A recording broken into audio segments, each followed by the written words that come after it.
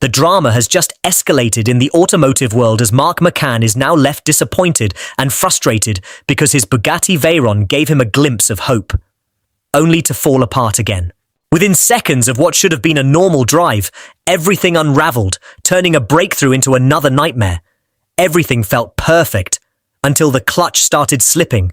The engine screamed, the power faded away. In an instant, months of relentless work and nearly 500,000 tons invested in this Bugatti Veyron looked ready to collapse all over again.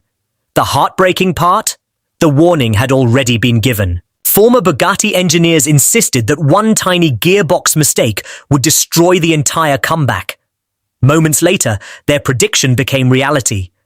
But that's only half the story. Because before this disaster, this Veyron fought back every step of the way. A violent engine misfire, a gearbox that barely built pressure, a rear wing that refused to move, critical parts Bugatti wouldn't sell, and problem after problem that should have killed this project for good. Somehow, every impossible obstacle was solved, until the one problem nobody could fake. This is the unbelievable story of how a forgotten Bugatti came closer than ever to returning to the road, only to suffer its biggest setback at the exact moment victory seemed guaranteed. Before we go any further, if you've been following this rebuild from the beginning, you already know this story is unlike anything else on YouTube. If you're new here, hit subscribe right now because what's about to unfold is the kind of automotive drama you simply cannot make up. And drop a comment below. Do you think Bugatti will ever give Mark the parts he needs?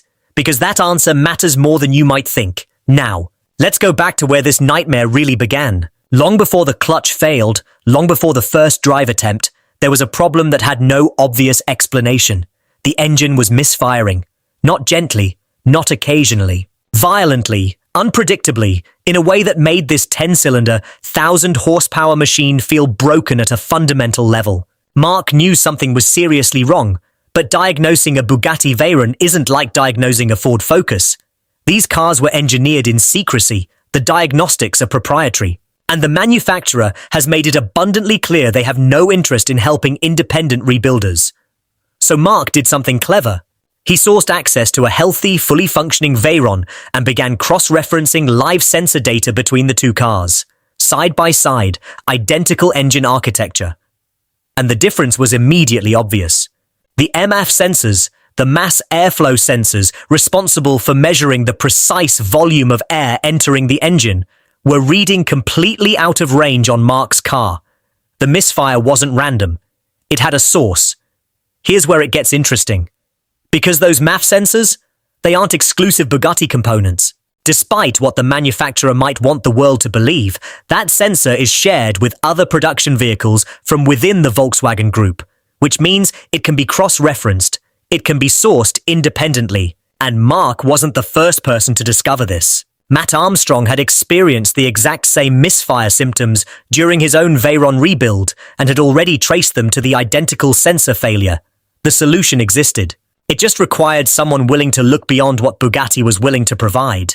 That pattern, Bugatti sharing components with mainstream vehicles while simultaneously refusing to assist independent rebuilders, keeps appearing throughout this project. And every time it surfaces, it raises the same uncomfortable question. If the parts exist, if they're compatible, if they can be sourced elsewhere, why won't the manufacturer simply sell them? But solving the misfire only opened the door to the next problem, and this one was hiding inside the gearbox. On a Bugatti Veyron, the rear wing isn't decorative. It's functional in a way that directly affects whether the car can be safely driven. At speed, the wing manages downforce. But more critically for this test, the wing also creates a channel that allows the engine's exhaust heat to escape safely. Without the wing deploying correctly, that heat has nowhere to go. Running the car at any meaningful speed with a static rear wing risked serious heat-related damage to components that are already extremely difficult to replace. And Bugatti, once again, refused to supply the faulty sensor responsible for the failure, which is when Chris stepped in. And what he engineered was genuinely brilliant. Using carefully positioned magnets, he was able to fool the Veyron's ECU into believing the spoiler sensor was reading correctly. The system detected what it expected to detect. The wing deployed. Problem solved. Not with a factory part, not with manufacturer support, but with ingenuity and an understanding of how these electronic systems actually communicate. After that breakthrough, the car was beginning to look complete. Truly complete. The bodywork gleaming, the mechanicals addressed, the electronics coaxed back to life. From a distance, from any angle, this looked like a fully functioning multi-million-pound hypercar ready to drive. This is where the pacing of this rebuild changes. Because everything else, the sensors, the pump, the bodywork, the electronics, those were problems with known solutions. You find the fault, you source the part, you fix it. The clutch was different. The clutch was an unknown. During the rebuild, the original friction material inside the clutch assembly had been replaced. New plates, manufactured to specification. On the bench, they looked correct. During stationary testing, the clutch engaged smoothly.